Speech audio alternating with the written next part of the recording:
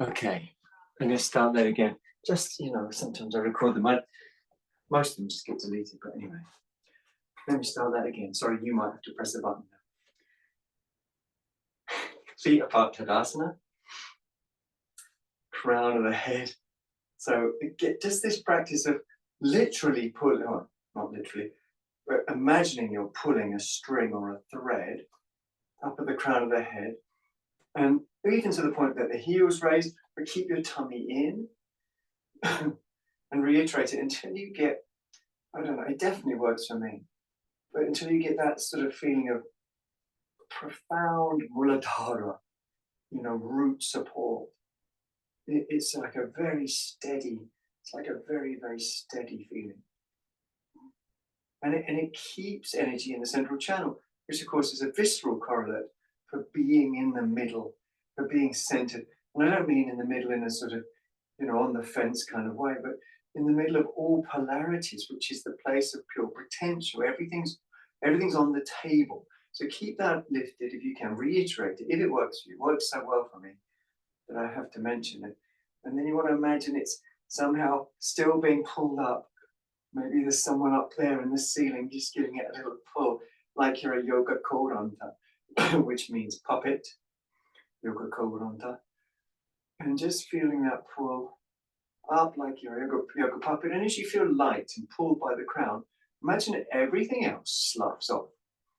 So you've got this beautiful lift that's strong, like literally feels like someone's pulling you by the crown of the head.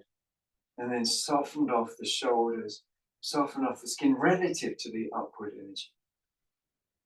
So that's pulling up. Let's try something else, similar, but not the same.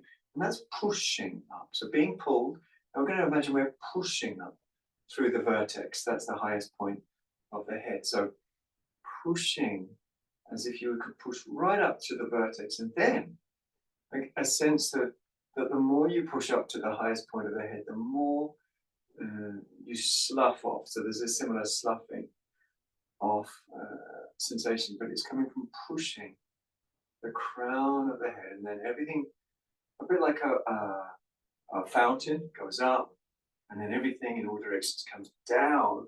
Almost as a result of it going up, it cascades down. So the cascade is triggered by the upward action. Raise your arms when you're ready. Tone your tummy lightly. Let's draw it in and lift it up. And I hope again we can feel this muladhara, this root support. We know the word muladhara can mean in later texts, certainly more uniformly, can equate to the pelvic floor. It doesn't always equate to the pelvic floor, but I think it's useful in a modern postural yoga practice, oftentimes to equate it to the pelvic floor. So that's what we're doing now. And then we're going to bend the ankles, knees, and hips, and simply reach into an utkatta, that is a squat. So you can go as low as you want, but we really want to encourage us to lean forwards as we're doing the action. So it's a sort of hinging if I turn sideways on. There's a sort of hinging, which is relating to the movement of the pelvis and the movement from the hip joints. And of course, this may mean, I'm trying to just make anyone do this, but for some people, it may mean that the legs start to straighten, but for many of us, they stay bent, and that's how it should be in terms of the back softness, as we bring our hands onto the floor, flat down. So that, as I just said, either bent knees or straight legs. And my legs are straight, but I'm massaging through them. And this is not the first forward bend I've done today. In fact, my yoga practice earlier pretty much consisted of just forward bends and taking a lot of time over them as well. So gradually I can straighten my legs, but still even in those circumstances it's gradual. I'm massaging the hamstrings. But for most of us, the most honest experience is probably with the knees bent. We're going to bend them again.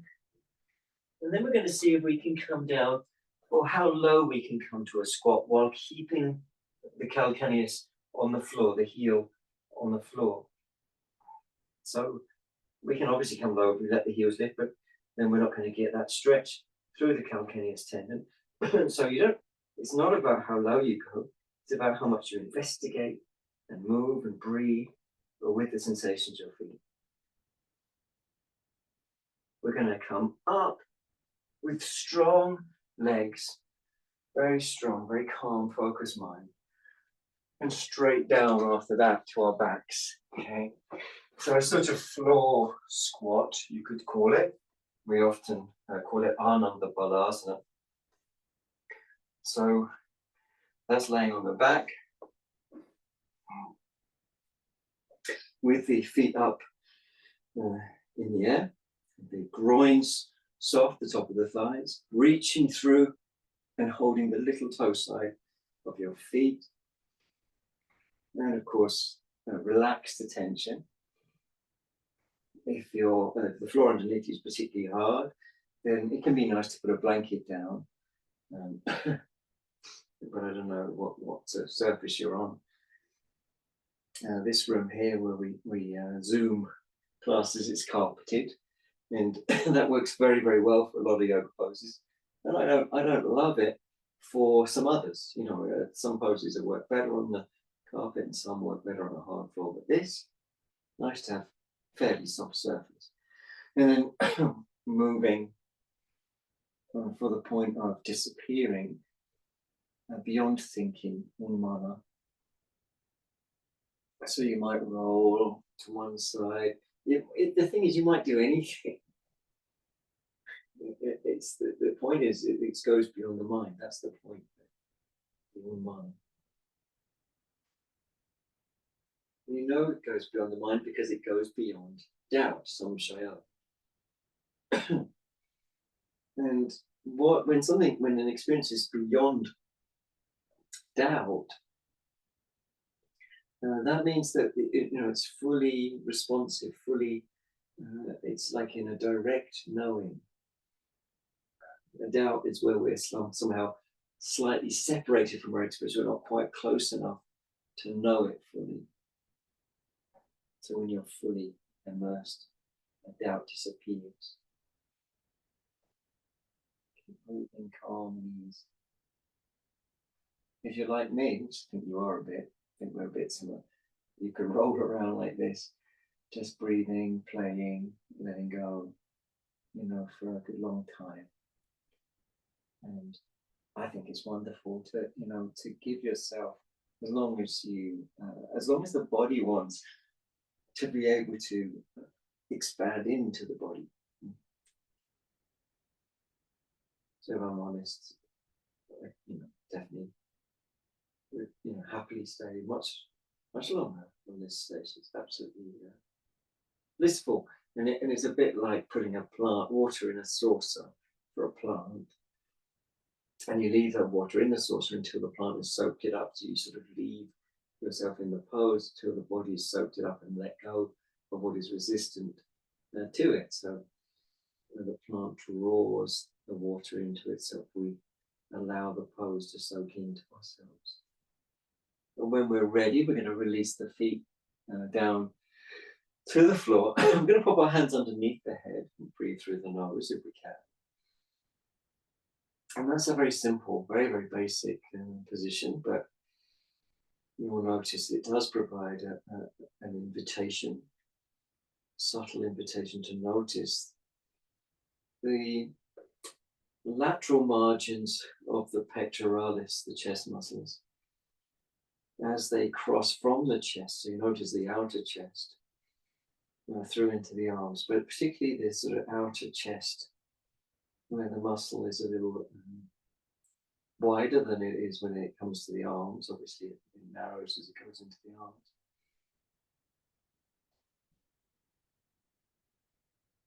And a really good meditation is to notice equality or lack thereof. So equality or lack thereof between the two sides. And where there's less openness, obviously indicates tension. And so you notice that, you notice what the resistance is.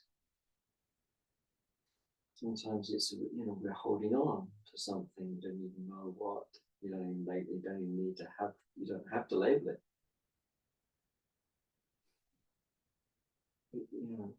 you do have to experience it.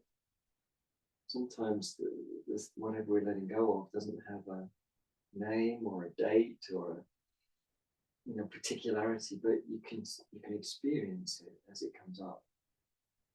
And it's facing our experiences that bring us a release to them. That's the power of now. And when you're ready, I think you're like me, and I'm sure you could explore this equality between the two sides of the pectoralis, and noticing and releasing and allowing and facing resistances. I think that really opens a door to the infinite. If you're ready to lift your head, we can do that as well, and that's got some utility in terms of imprinting into the belly, muscle fibers. Your hands can be lower or higher on your head, or just where they are if it's comfortable. But the breath should be natural, spontaneous, easeful.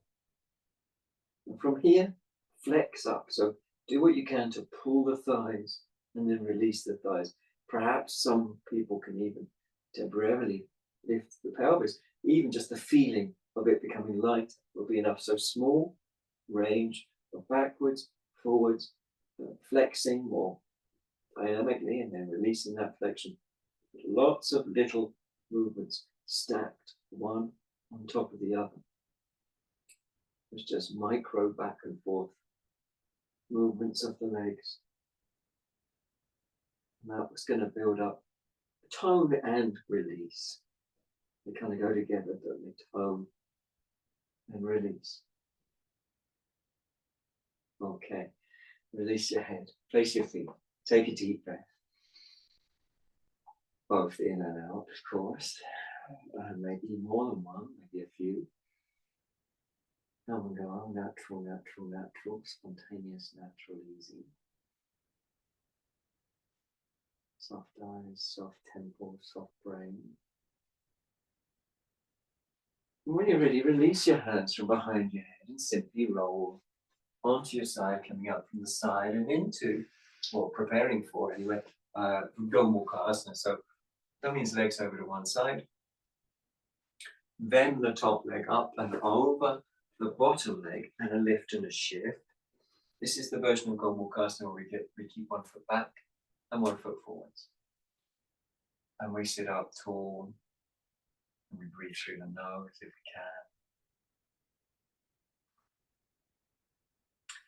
we can. And we just gently massage it in, like having oil rubbed into the skin. You do it in layers, or even like oil rubbed into wood. You sort of rub some of absorb some of the pose in, and then another layer can be absorbed after that. So lots of little movements again might be the thing that facilitates the most absorption, but no limitation of what of the approach. You just do what's effective.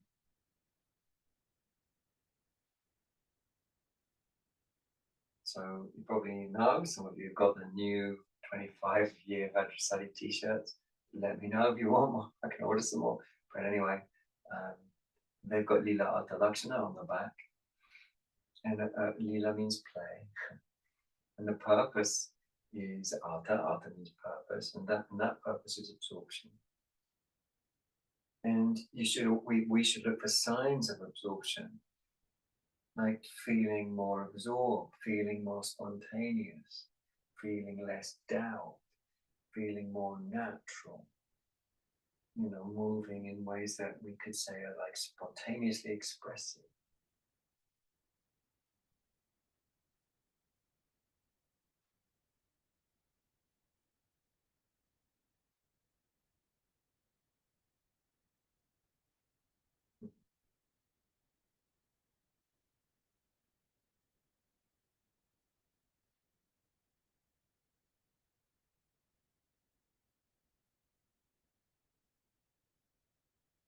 Or you could use, about 20 years ago, Vajrasattva yoga used to use is moving in, letting go.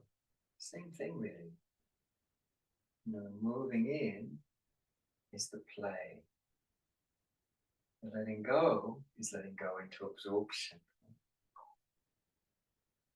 And the addition is the recognition of absorption through signs, through lakshana.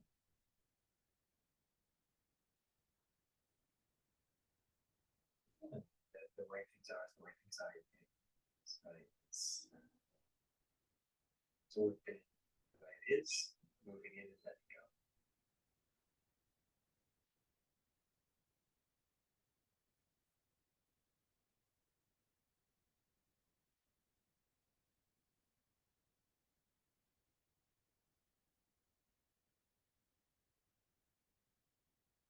So any resistance, whether it be distraction, craving, physical tightness, respiratory shallowness, any form of resistance is exactly what you want to explore, exactly what you want to face, walk right up to.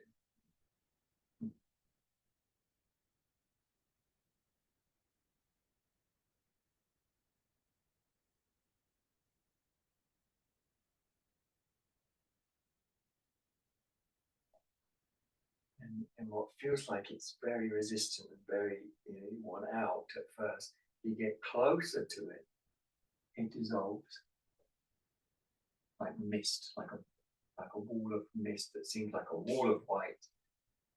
But as you get closer to it, nothing there.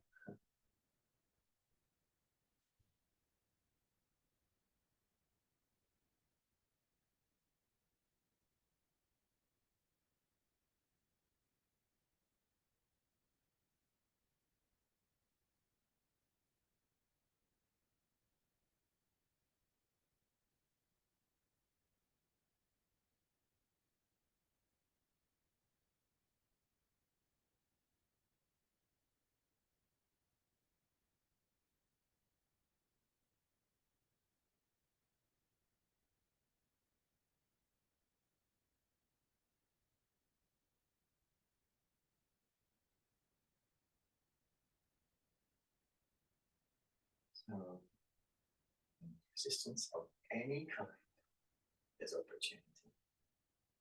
Boredom is a form of resistance. Restlessness is a form of resistance. Distraction is a form of resistance. Irritability is a form of resistance.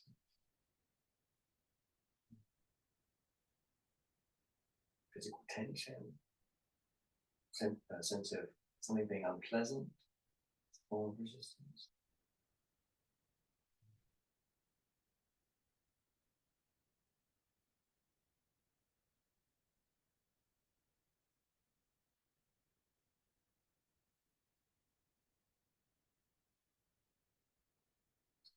Closed fist coming to the open palm. Okay, nice and easy. Second side. It's really nice to hear in class yesterday in Nine Hill. One of the students, who's a fairly new student to me, but just feel, she seems really switched on actually. We're doing the other side of this. She came up and she said, "Oh, that thing about you saying closed fist, the class is a closed fist turning to an open palm." She said, "That's really helpful in the class, but also stayed with it all week." And I'm really, excited to hear that, because the journey is a sense of faith in openness as a power, as a superpower, even. So Buddhists call it emptiness, but I think the word emptiness can understandably put us off. But if we hear it differently, the same meaning, but with a different word, openness, then that has a more positive ring to our ears usually. Such and such a person is really nice and open.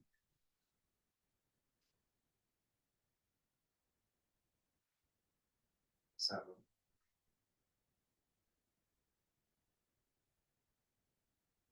the tightness is the sort of closed fist, habituated, and returning that into an open palm by going right up to the resistance, really meeting it and letting it rise up, which is not always comfortable. Sometimes we want ways out of it. Sometimes we want to distract ourselves. Yoga class is very popular to have music now, and which is nice, and can augment the class or be a distraction. And you have to be very mindful what the music is. Probably shouldn't have lyrics. Shouldn't be conditioning a particular emotional, like sad songs or something.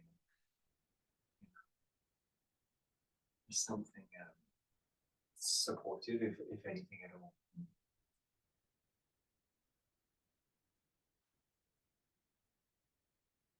So breath, exploration, meditation, and then facing restlessness. It will come up probably, or boredom, or the monkey mind wants this upadana, wants to reach out, and letting that discomfort, if it does arise, might not be felt. So you need a lot of virya, which means energy, but can also mean courage. Virya.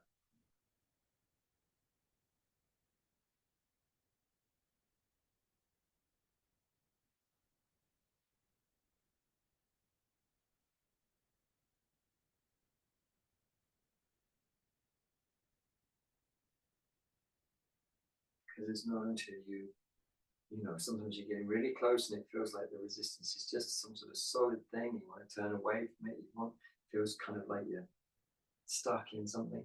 But if you go in, it's not actually there. You don't know that until you go right up to it, right into it.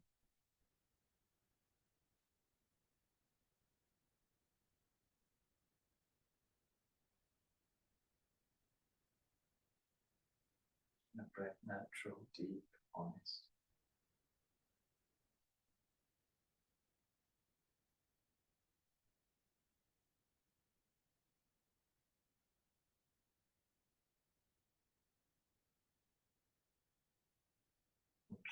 I just, for me, these are great. I just want to stay in these poses because of the opportunity to really purge the nerves. But we're going to come out fairly easy, I hope, nice and easy. It can be useful to have a cork block or something similar, brick block, somewhere proximal, because we might want to use that as we turn the body and raise a leg up. So it's like a little mini Ardha Chandrasana. You can play with that any way you want, like bending the leg in the air, or moving it backwards or forwards. Up to you, but definitely worth playing with it, definitely worth breathing into it. And the jaw is soft, the eyes are soft. So like a little mini Ardha Chandrasana. If you feel like you don't need or want the block, that's fine. You can even take it to a sort of more Ardha Chandrasana looking thing, but you lose and you win at the same time, because you might gain a bit more tension, but you do gain that focus, ability to ride the waves of the moment, as it were. Okay, come down nice and easy. I'm going to turn around so I can still face you, but you know the scenario. So it's going to be the same thing. So raising up into a sort of Ardha Chandrasana. So it's just basically from hands and knees, just raising a leg up. It's pretty simple. And then playing, and then extending, hand on the brick. Certainly, initially, is very, very supportive, can be very supportive. Opening up the inner groin of the lower leg is a meditation. There's the option, if you wanted to, at some point, raise the arm up. You don't have to.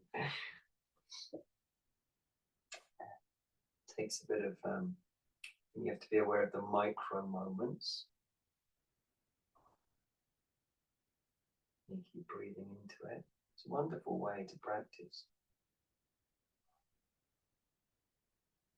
by all means, feel free to keep your hand on the block if balance causes too much excitement. You can do like this. Okay, calmly coming back down to hands and knees. A little bit of movement just to loosen up spontaneously. Nothing. Like with most things, you don't want to think about it too much because thinking just takes you to doubt, doesn't it?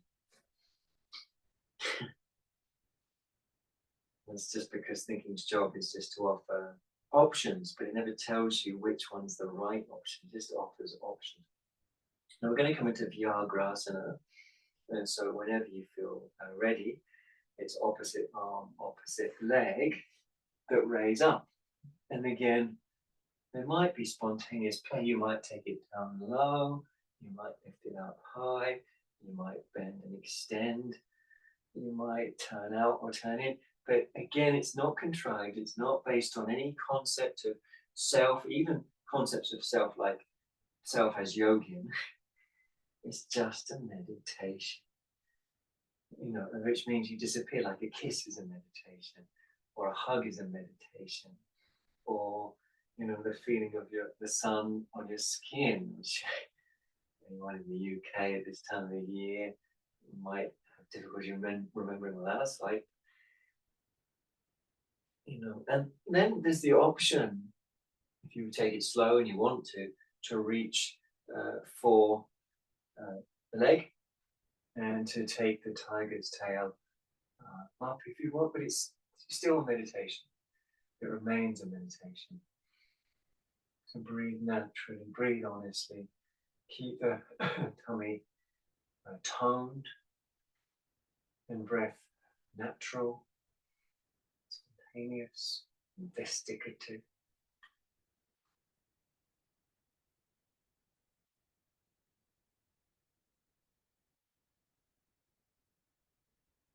Each pose is like entering into the infinite, like entering into that bank of fog. Seems like a solid wall, but actually it's billions, countless billions of little molecules of water that you enter into.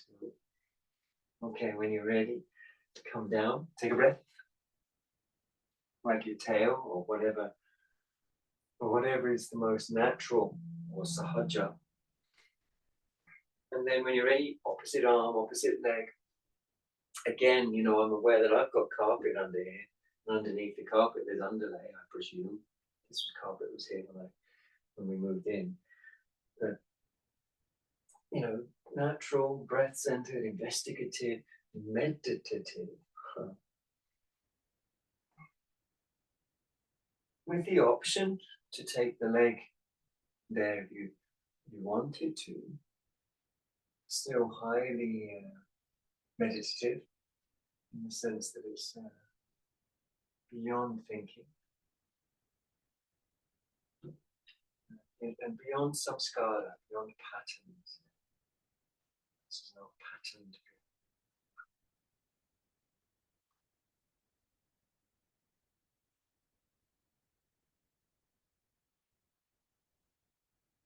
Nice and calm.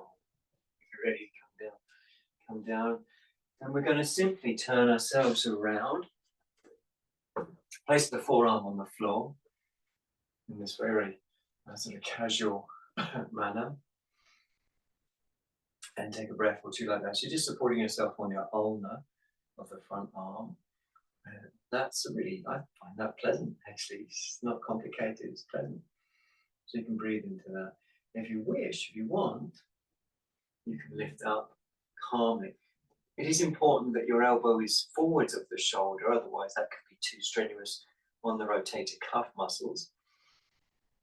And I find sometimes just doing things like covering my shoulder or further round towards the shoulder blade or across the collarbone with the hand can stop the habit of gripping, right? So that's an option, hand on the shoulder or shoulder blade or trapezius or deltoid, or on the wrist. That's another option. The lower leg can move, so it's indicative of flow, which is very, very important. And your arm also can be up if you prefer. And the lower leg, this is a bit more exciting. If you want, you can lift it. And I quite like lifting the heel of the foot that's on the floor as well, and breathing into all of that. So that's a little, it's like almost like you're dancing Cossack, doing a little side kick. Coming down slowly, maybe you did already, that's fine if you did. And then, well, pretty obvious, we're going to do the other side of the same thing. This is a version of Vasishthasana.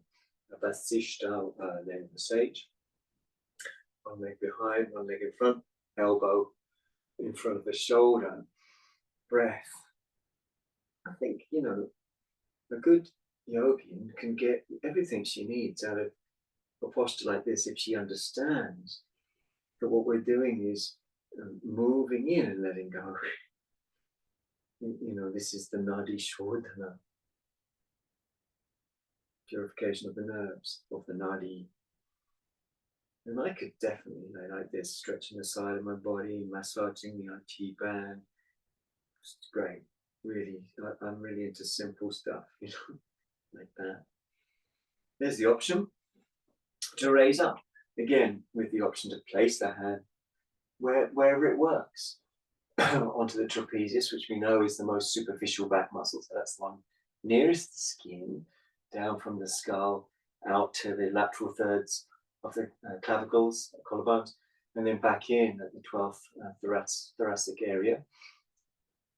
Or, hand on the wrist, hand in the air, or whatever you want. There's the option to raise the bottom leg and even the heel of the bottom leg. But it's an opportunity to be calm and focused at the same time. That's the sort of project, isn't it? Calm and focus, not letting the dynamicness of the pose create any tension. Okay, down you come if you're ready to come down, and nice and easy. We're going to sit on a block, maybe two, one of these kind of regular yoga blocks for Bharadvajasana. So depends how long your arms are, you might want to block behind you. And certainly if you're on two blocks rather than one, you might legs over to one side. Bharadvaja is a name of another. It's the name of a lot of people actually, of a sage for sure. But there are at least 24 Bharadvajas just in the part of the canon of the Buddhist tradition too. So the name's very, very common actually. There's Bharadvaja, the Brahmin, and so on. Anyway, what we should know about it is that the lower shin goes into the foot arch, and the foot arch points across crosswise.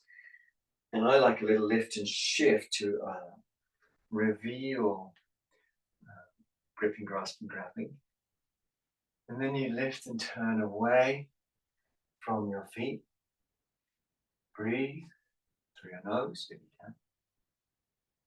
And settle tensions that are not supporting the pose, that are, you could say, legacies, leftovers even. And in that sense, we might call them karmic particles. We're just letting go legacies and karmic particles in the body. Breath, breath, breath. Breath, breath.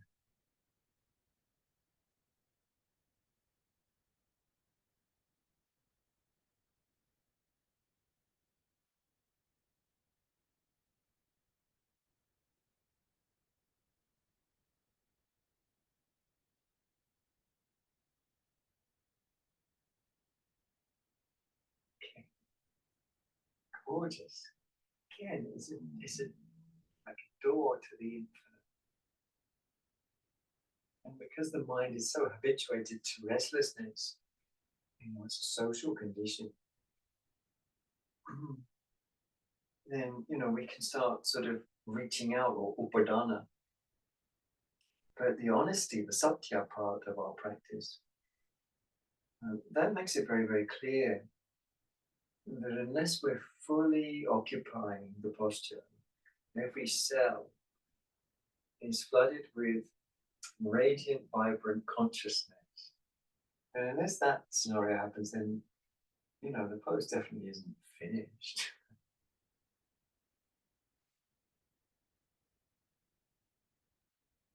Just keep breathing into it, natural, calm, easeful, and honest.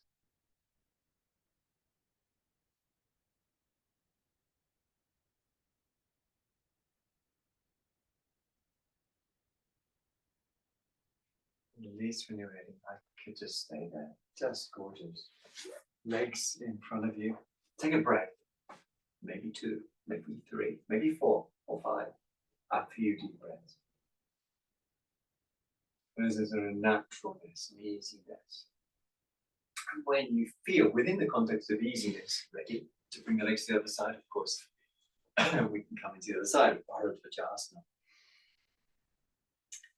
So, it's pretty common to see Buddhist monks sitting like this, particularly in southern traditions of Buddhism, with the legs over in this Bharadvaja position. And they don't tend to come into the twist unless someone comes in and they get distracted. But we only come into the twist when the pose feels like it's settling. With the breath, with the mind, it's settling. And that upadana tendency is, where I'm beginning to not be pulled by it. When you're ready, turn the body without lifting the legs. Keep the eyes soft, jaw soft, brain soft, throat soft. Natural, easeful, breath centered, meditative.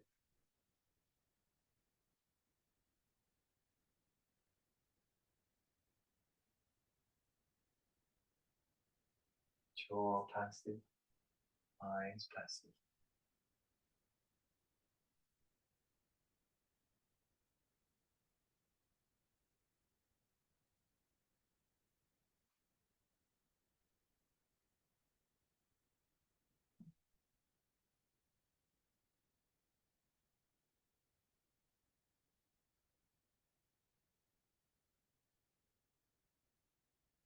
Simple, simple, simple settling. So simple, it's just settling.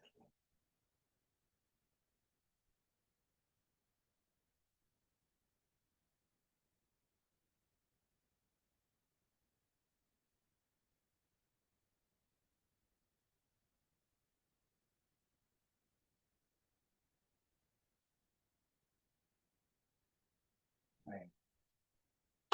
Doors of the infinite is open. We'll come out. The infinite, you can also call it the Amrita, the endless or deathless. Amrita means death. We're going to come into Adho Mukha Svanasana, the down face dog. So when you're ready, step into that. But don't hold the breath. Get those doors to the infinite open. The Ananta simply means un, which is an, the alpha privative. When you put the alpha privative next to another then you can't have two together, so you have to have anta, meaning non-ending, without end. That's what Patanjali says, that's the secret, that's how you open the key goes in the door. So as you come into Adho Mukha Svanasana, explore, breathe, disappear, meditate. Expand.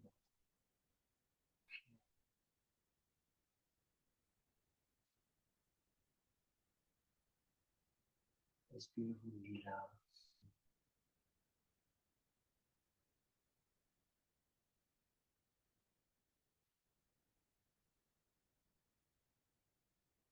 Heels go back, thighs go up, back of the thighs go forwards, front of the thighs go up, top of the front thighs go back.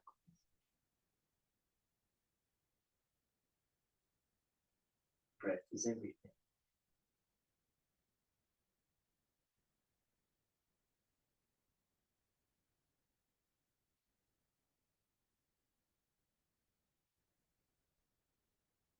Sending up awareness, energy, meditative movement through the armpits, upwards, upwards, through the inner armpit, repeatedly.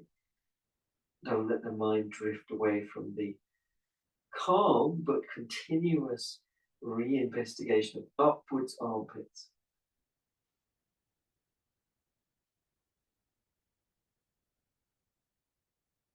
Okay, well done. Come down calmly. Kneeling, of course, you can take a blanket underneath your front ankles. You can take a block between the buttocks and the heels. The Vajrasana position. Breathe if you can through your nose. Allow movement. Rolling left, rolling right, or whatever other movement feels useful.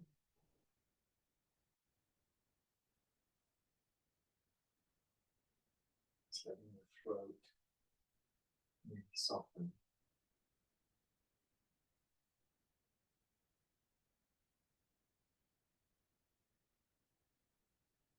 And again, something as simple as just massaging. It's this moving in and letting go that's the magic of yoga. Because you're massaging the tension of the independent experience of the universe. When everything's experienced independently, causes a lot of tension, not least the independence of self. And that comes just through being busy. I have to do X, Y, and Z. And before you know it, you've made a very solid I because of the necessity of the convenient lie of planning.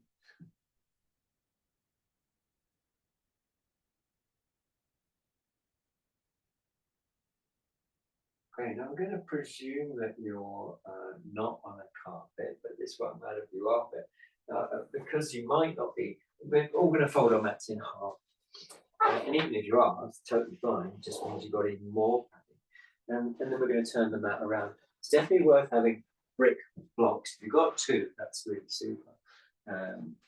Because they can help you with balance. And it can be useful to have a regular block as well. So the brick blocks for balance, you can have, if you've got two, that's great. But you can use other stuff, I've got this sort of roly tube here. I could use that if I wanted. Because we're going to come into Gomukhasana.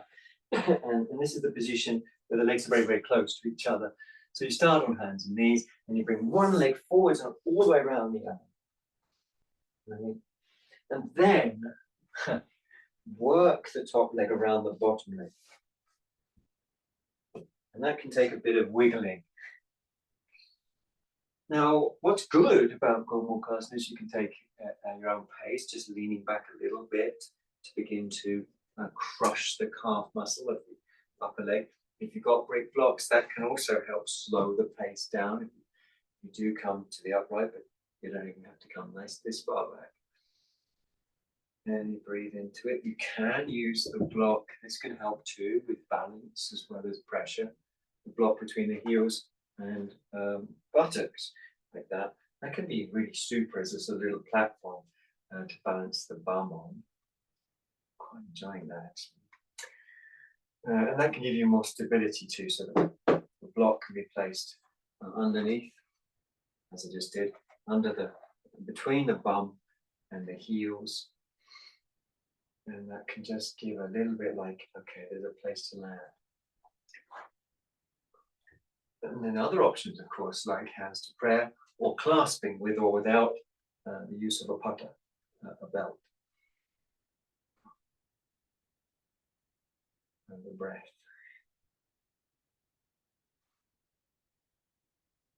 And natural breathing through the nose if you can.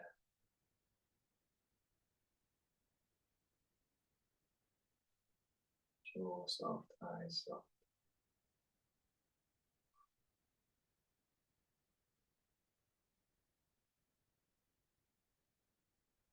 And again, it's an opportunity if if we have the understanding to stay with resistance rather than think that resistance is something we should move away from. It's actually something we should move towards.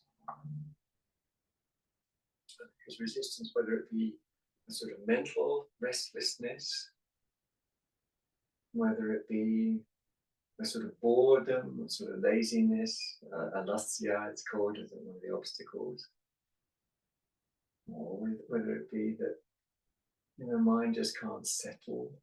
So chitta vikshepas, which is the general overview term for all the obstacles. They all cause chitta vikshepas, scattered mind.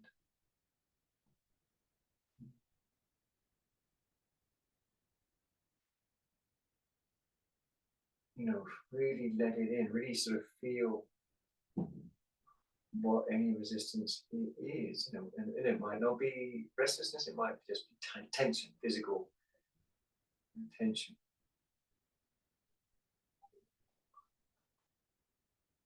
Whatever it is, it's always stored up stuff. It's karma, alasya, karma stuff that hasn't been melted.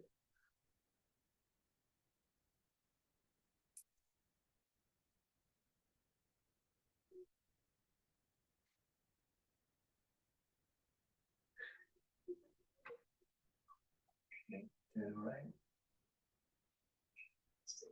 Stay with it. It's really slow and easy. Don't rush out, even if you want to come out slow and easy. And similarly, we come back to hands and knees. Take a deep breath or two. You might want to wag your tail, breathe deep, whatever makes the breath come out. And then when you're ready, the other leg comes forwards and all the way around similarly. And you get those legs, you get those feet both on the floor. They both touch the floor independently of each other, but they're very close to each other. And that's where this sort of movement, shimmying. Some people lift the back leg and tuck it into the front leg more, and others you move the front leg and tuck it into the back leg more. I'm a front leg tucked into the back leg, kind of. I go about it that way. But, whatever works. Again, you don't have to come back far. You can keep on your fingertips on the floor. You just experiment with a bit of extra pressure. You can use blocks or anything that would take the pressure for your hands. You can put a block between the heels and buttocks, the heels and buttocks. And any of those opportunities. Make the breath flow. Keep your head in line with the spine. We know that you can also have the hands in prayer if you wanted, or clasping. It's always the opposite hand becomes the top hand to the leg that's the top leg. So if your left leg's on top, it's your right hand that becomes the top hand or top arm.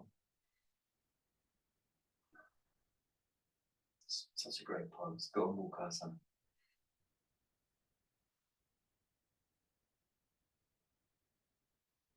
Breathing into it.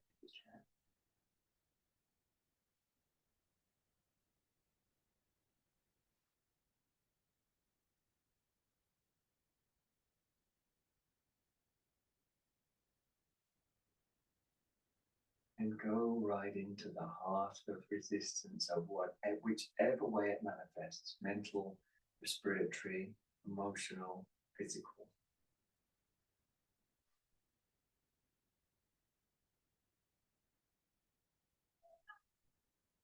Make sure to keep the head in line with the spine. And breath free flowing through the nose.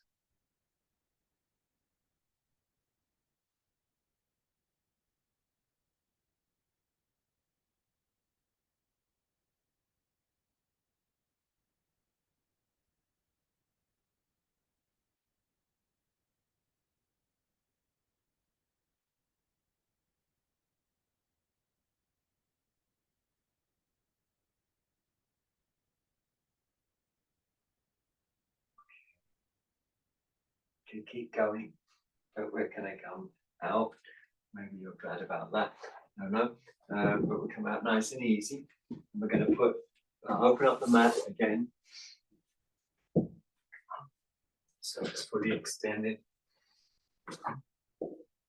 Just a little high heel, as if it wasn't as if it hadn't been mean enough already. Tuck your toes under, and a little high heel sitting for the plantar fascia.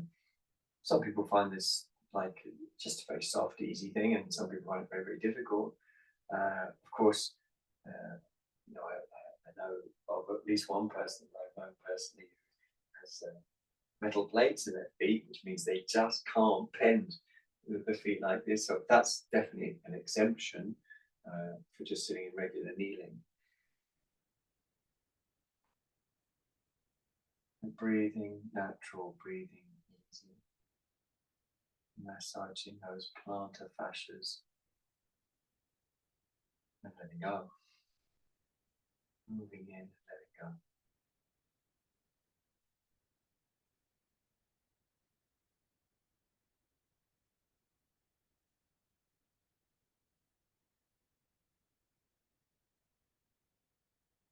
Okay. Nice and easy. Come out of that pose. We're going to come into the Siddhasana. So I find a brick block most useful, but I guess not everyone's got a brick block. These have to be cork. We've also got wooden ones. You can also get them made of that weird foamy stuff. You can also use regular blocks, short end facing forward. Siddha is an adept. So this is the adept's pose, and the heels are lined up with each other in the midline of the body. You can adjust that in various ways. You can have both feet on the floor. You could have one foot up on top of the other. And in some texts, the heel is pressed into the perineum, which is the superficial layer of the pelvic floor. And then the chest is up, and the breathing is deep, and the knees are soft, and the shoulders are down. And the spine is tall. The depths pose.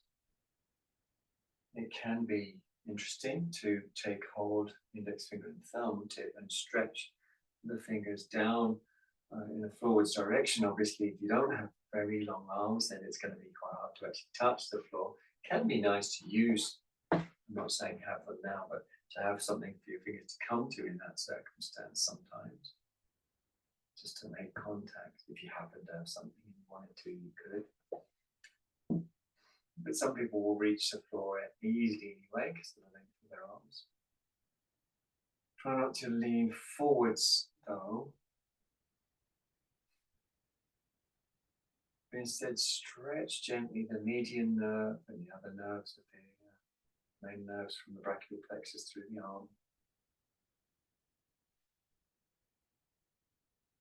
So the median and the radial nerve.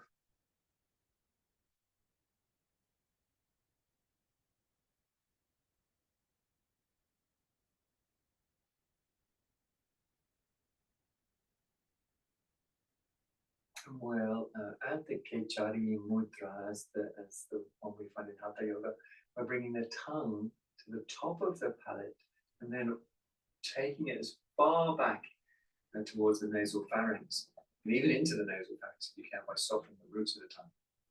So you really curl and draw the tongue back.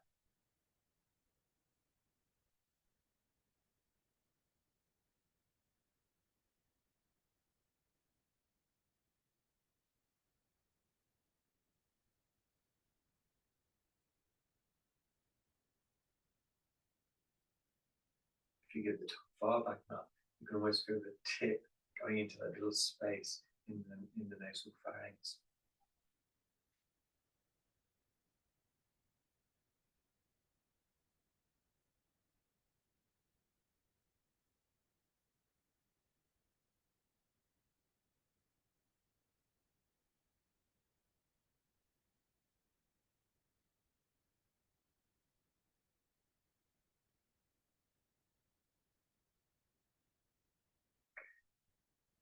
It's an easy release. It's a good practice, the Kechari mudra. Of course, this is the hatha, therefore the slightly later version of Kechari. Although we find Kechari as a tantric, it's more like an attitude, but more like Kechari. We're interested, Jim Allinson's got, he did his doctoral dissertation on Kechari Vidya. So you can get that online. We're going to lay down on our backs now in Shavasana. Make sure you've got plenty of space for your arms. Make sure you're warm enough and that you have head support if your head tips back.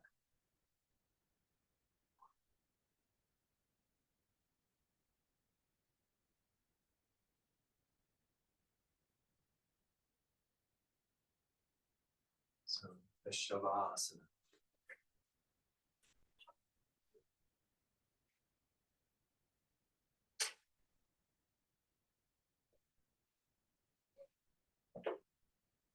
Warm, spacious, with the shoulder blades scooted under so the chest is open.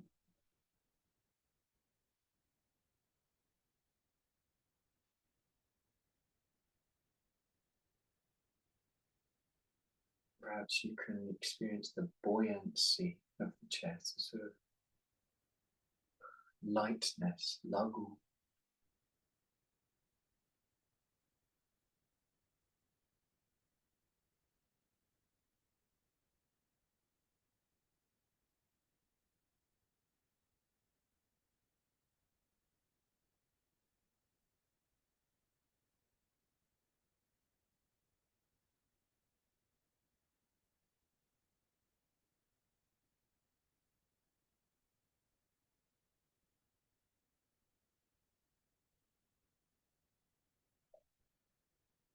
Settling, expanding.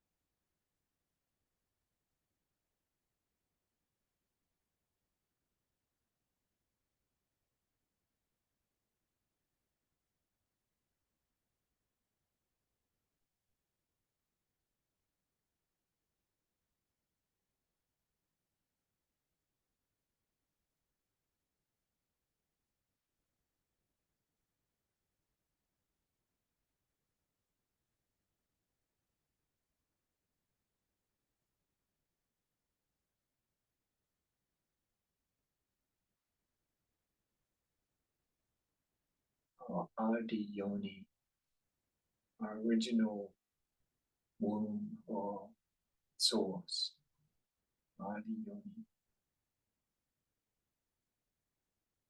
Before name, before gender, before cultural, familial, religious bias, before opinion, before history, before agendas, and after history, before and after history, gender, social bias, opinion, preference.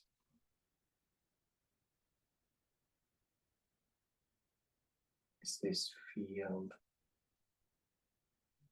of undifferentiated consciousness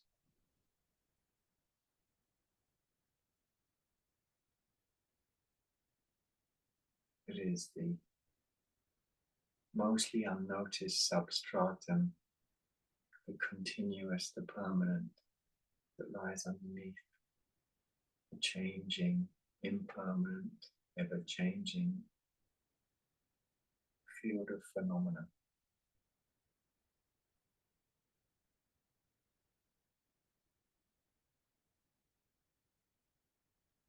Feel free to lay as long as you want, or as long as you have.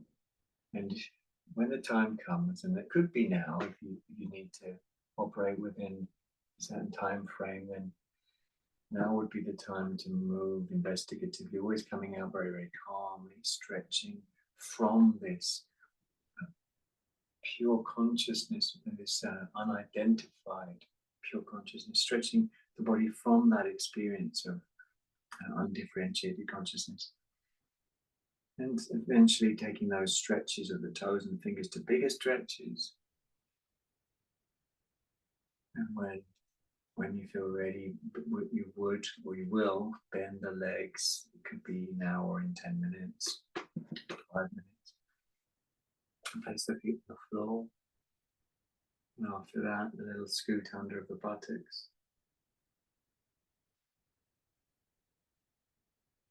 And after that, a deep breath or two before rolling onto one side, and say the left side.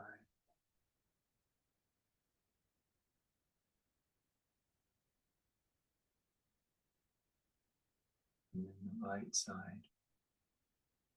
And then you would come up, or from wherever we are, whether we've brought ourselves up or whether we're laying longer in this undifferentiated field, we can bring our hands to prayer in a very simple, beautiful practice of the transference of merit. May any benefit that we've gained in our acting in this way go to the alleviation of the suffering of all beings. Om.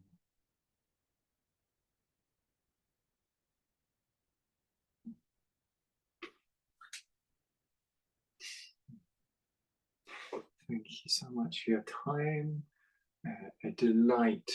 What a delight it's been to see you again. Sorry about the haunting lighting.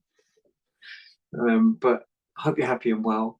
Sending loads and loads of love and a huge hug and loads of thanks as well. And look forward to seeing you ASAP. Thank you. Thank you. Hey, no, thank you.